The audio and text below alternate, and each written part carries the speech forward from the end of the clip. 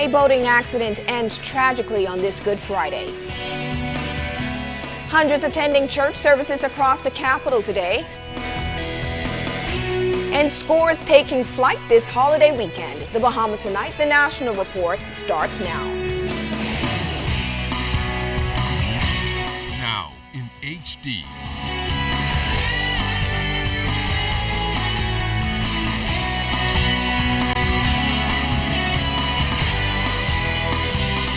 ZNS Network presents The Bahamas Tonight. This portion of the news brought to you by BTC Every Day. What was supposed to be an easygoing Good Friday holiday fishing trip turned deadly today for one man as he tried to escape the path of an incoming yacht.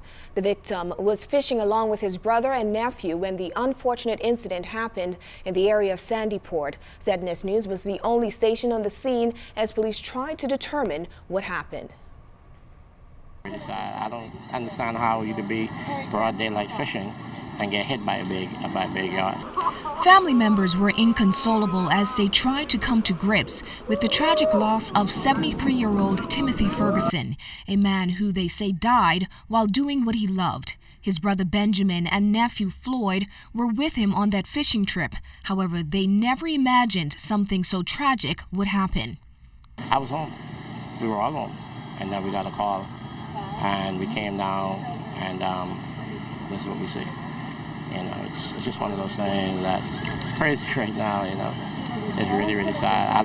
We don't do nothing without Daddy Tim, you know. We call him Daddy Tim. My biggest concern now is, my son. My son's off in university, and I'm two are very, very, very, very, very, very close. I'm just hoping that nobody does anything like put nothing on Facebook or something that he sees before we get to him, you know. But it's sad. I mean, I'm in shock right now. It's really, but trust me, everybody knows Timothy Ferguson. As police investigated the matter at Prince George Wharf, a number of representatives from a local resort could be seen. However, at this time, ZNS News cannot confirm the resort's involvement. An attorney for the family later arrived.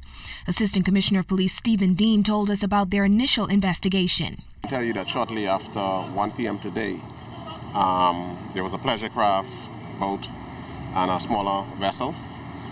They collided. That's some 2.5 miles off Sandy Port. That resulted in one of the males being seriously injured. One of the male passengers on the boat being seriously injured, and he later succumbed to his injuries.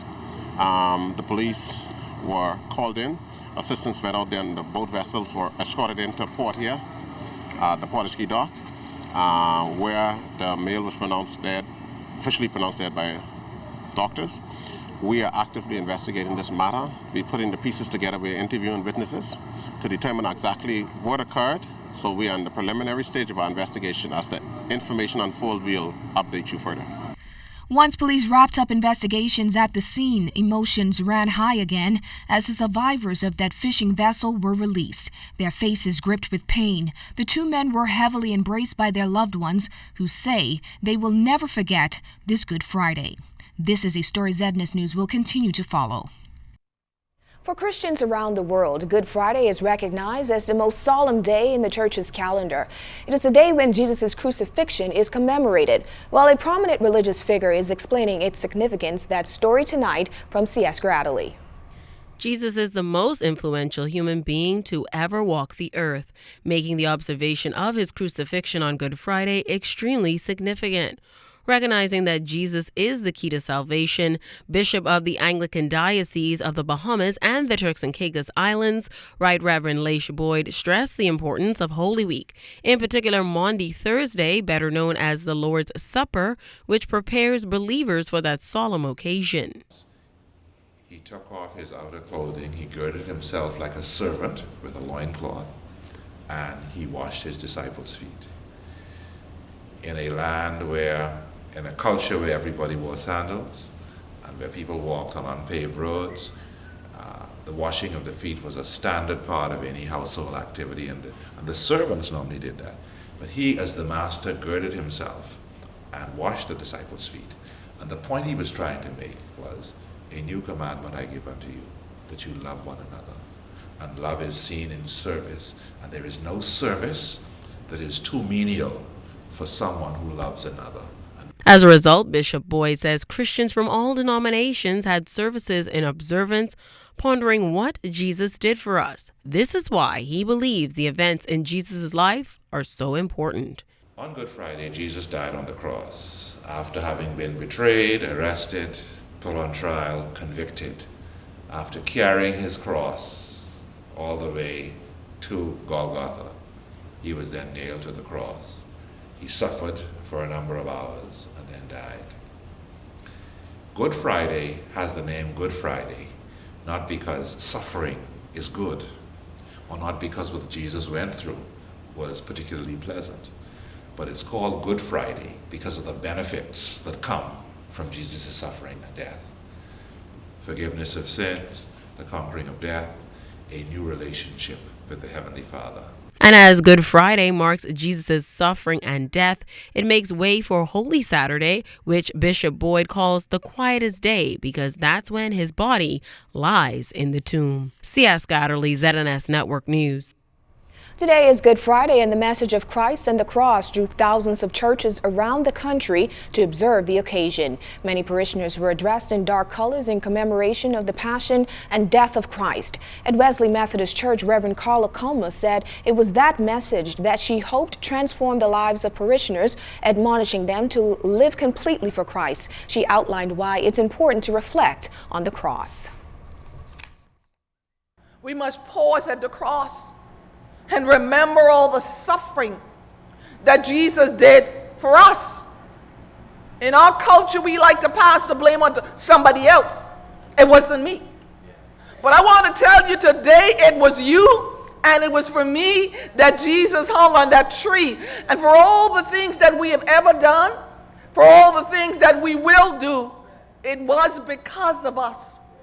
Jesus suffered, Jesus died, and Jesus hung on the cross. In a stirring message, Reverend Culmer encouraged parishioners to stand for justice in spite of the challenges. We need to stop yielding to what is popular. We are destroying the moral fabric of our country, of our children, of our future.